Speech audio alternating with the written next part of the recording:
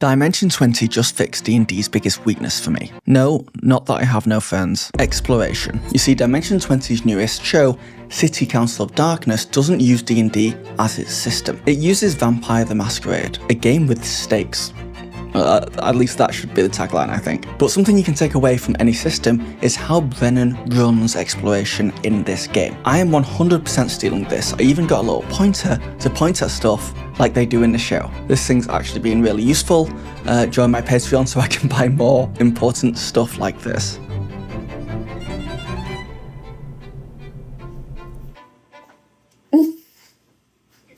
But I do want to talk about this through the lens of D&D for simplicity and algorithmic reasons. But this is an issue that plagues almost every TTRPG I've ever played. The exploration pillar is by far always the weakest pillar. Let me know if you know any systems that get it right. But for games like D&D, at least, there are 3 pillars of gameplay. Combat, which has a ton of rules, is really fleshed out and everyone knows what they're doing from one moment to the next. There's not a lot of room for interpretation. Then there is the social pillar, which, as humans and storytellers, I think it comes quite naturally to us. The players interacting with NPCs or each other and creating a scene around that. And then there is this, and weird disjointed Jurassic Park music, exploration. And it's not that this third pillar isn't sturdy. If anything, it is that it's too sturdy. It's a thick boy, encompassing almost everything else in the game, from moving around a single dungeon room, to puzzles,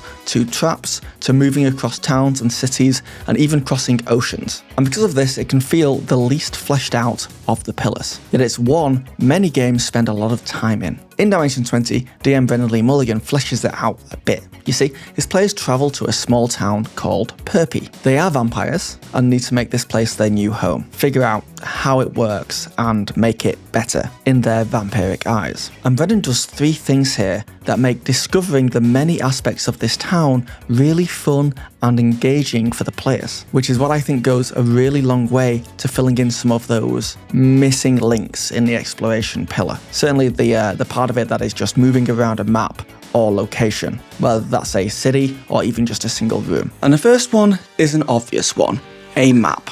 Okay, this is not going to work. This is a green screen and a green hoodie. 1 second. A map. Brennan uses a giant map for visual actual play purposes, but this isn't necessary. You can just use a small map that you can grab off the internet from a bunch of places, or that are often given to you in the adventure modules to just send to your players' devices or print one off for the table. Normally these kind of maps are just for reference, normally for the GM. Sometimes there's player versions of it, but when you use it in this way, it becomes less preference and more the foundation of the exploration of your game. This is something video games do really well. Oh, look, nostalgia. Like the video if you like whatever game I put up here.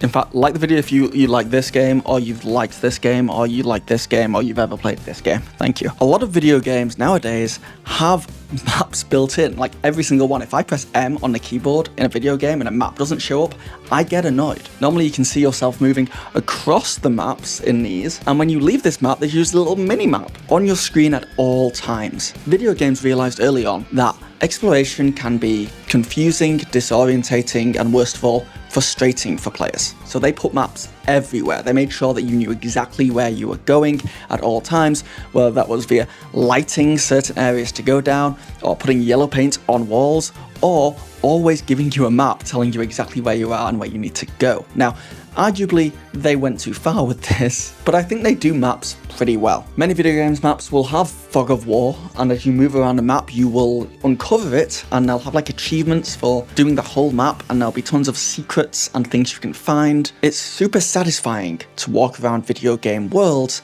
and that is thanks to the maps. And this is what Brennan does too. Oh, let me just fix your hair there. There you go.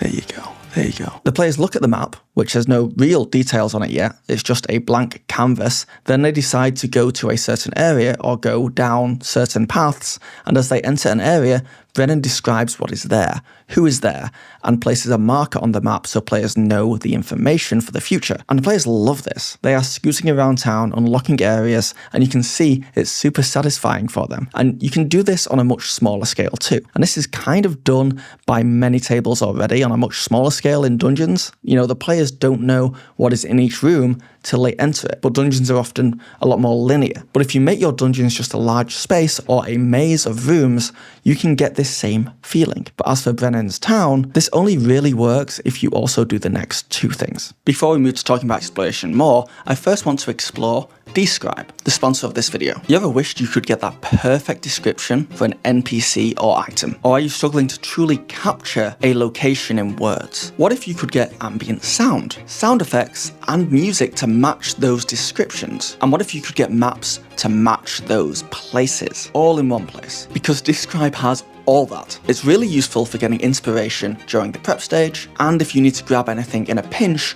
during the game. You just search it and grab it and go. Check out Describe in the link in the description below. Describe are awesome. They genuinely really help small channels like mine. They're really cool to the creators in general. And yeah, thanks Describe again for sponsoring this video. Okay. Brennan does a really good job of giving the town of Perpy a real personality. It almost feels like a character itself. It has wants and desires and secrets, and it also has traits. For example, time really affects this town, especially since the players are vampires and cannot go out during the day, and it's a small town. So there's not a lot going on. So if the players decide to venture out on a Tuesday night, for example, the town's going to be dead. And not in the fun way, I mean it's going to be empty. Meaning the players have to actually work with the town or around the town. The town is an encounter in itself. Not only that, but the town is dangerous too, with Brennan stressing a lot that this is werewolf territory. It's also just got a really strong small town, middle of nowhere, America vibe that just fills in so many gaps in your imagination of what kind of place this is and what kind of people live there. And Brennan fills it with life. Having NPCs tied to specific locations, so you kind of always know on a map where you can find certain people, but also just improving. God damn, I write scripts in the worst way. Improving townfolk depending on where the players go and what they do. I'm thrown off now. Brennan's also so open to the players taking the story and running with it. For example, no spoilers, but there's an altercation with a random improvised NPC that leads the players into a side quest of playing matchmakers, trying to find a romantic partner for this NPC. And their goal then becomes to unlock the rest of the map, finding areas that could have a potential partner so they can set up a date. I personally think a great way to breathe life into a map is random tables. You can just come up with 6 things that can happen in each area of the map and 6 random things that can happen on the way between those areas, and you kind of don't have to do much more prep than that. Not saying it's not a lot of work, but I'm saying it's good, honest work. And the other thing that this season of Dimension 20 does really well is player investment. Now, obviously you cannot force a player to be invested in the game, but this exploration map situation does have a few things going for it that encourages more investment. The first is this fog of war mechanic. Players will quite simply just want to explore the map, go to every district, just to, unlock everything. It hooks curious players and completionist players. Not only that, but the players kind of have free reign over this town. It's their town. It's kind of like bastions in D&D that, as far as I know, no one uses. But the idea of bastions is to give players a home base that they can build up and level up and get perks out of. In this campaign, the whole game is about leveling up this town. It's a mix of both a mega dungeon and a home base, meaning dungeon crawler players are going to love it, and so are base building players, because they can buy buildings, put money into them, change them, and just shape the town. And obviously if you go into a campaign like this just asking your players to be more invested, making sure they are excited about the game and asking them to be bold, decisive and push the story forward, that helps too. And that's all well and true, but how can you take all this and just put it into your current home game? Well, honestly, you can boil down everything I love about the playstyle of this season of Dimension 20 to just 3 things: player agency, suspense, and progress. The players are always deciding what happens next, where they go and what they do, and having some kind of map there means they presume things are somewhat set in stone. If they go north, they find a weird tower, then that weird tower was always there in their mind. If there's an evil wizard who lives in that tower, then that evil wizard was always going to be in that tower. That's not necessarily the case. The GM could decide that stuff as they go, and just improv it all, and they could even be honest about that. But still, once the players go north, it all becomes canon anyway. And a lot of players like that feeling of something solid and something tangible. They're going to be staying in this area a while, they can go back to this tower, they can change the tower, and those changes stick. A lot of games I play in D&D, certainly GM, I tend to like to move my players to new places all the time, barely going backward. But that can feel like the game is more just players bouncing off me and us just rendering scenes in our heads, moving on than deleting old scenes, which can be really good for pacing and momentum, but not for immersion. So by keeping your players in the same place and letting them move around freely and change it, that's really going to make it feel more like their world than just your world. The suspense, the idea that the players don't know what is around the next corner, is a huge part of why this works so well for me. Just having multiple closed doors and the players do not know what's behind them is enough to really pull them in. And of course, progress. There is kind of an end game here. If the player's original goal is to explore the environment, then once they have explored it, their goal changes and becomes to progress and change the environment. Now, this kind of gameplay does not come without a few caveats, of course. Certainly doing it on a scale Brennan is doing it. I mean, I wouldn't suggest doing it on that scale. Brennan is, of course, getting paid for this and has a budget. But even if you did it at a much smaller scale, there's still a lot of buy-in, at least at the beginning.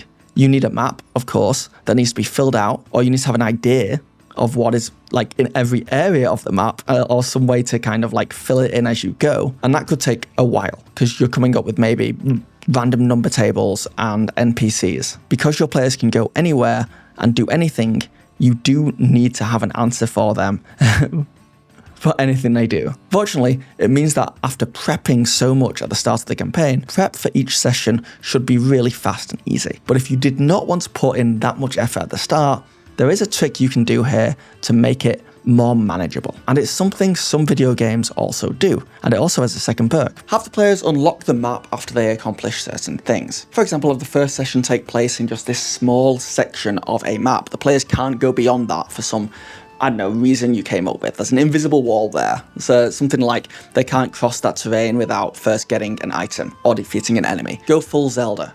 The hook shot. Oh man, I would get so much whiplash. This way, for session 1, you only have to prep that small area. Then for session 2, you can introduce a second smaller area, and then 3, a third, until you eventually have the whole map.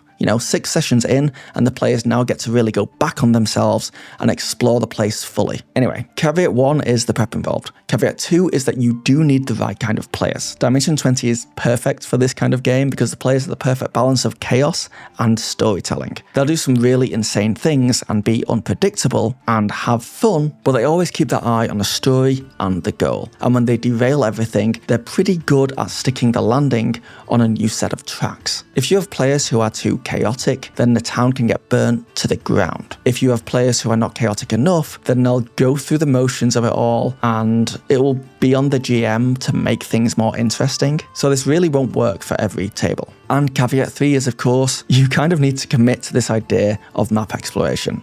At least for a little bit. Because if the cast of Dimension 20 just decided to leave the town of Perpy, then the whole thing would fall apart. So as a group, you kind of need to all agree that you're going to stay in this one location for at least long enough to get something out of it. And the fourth caveat is the big one for me, because I suck at it. You gotta take notes. So many notes. Because the players are going to be returning to places often and expecting that place to be consistent with how it was before. So as a GM, you need to know how you described it before. You need to know what NPCs were there and how they acted and what the players did last time and how they changed the environment. It's kind of a lot to keep track of, but a saving grace here is that you can ask your players to also take notes, share the load. That way you can lean on your players for lore of this world you guys are creating together, and they can fill in kind of any gaps you have in your memory. Anyway, I'm loving this season of Dimension 20. The cast are in their element, so is Brennan. And yeah, thank you for watching.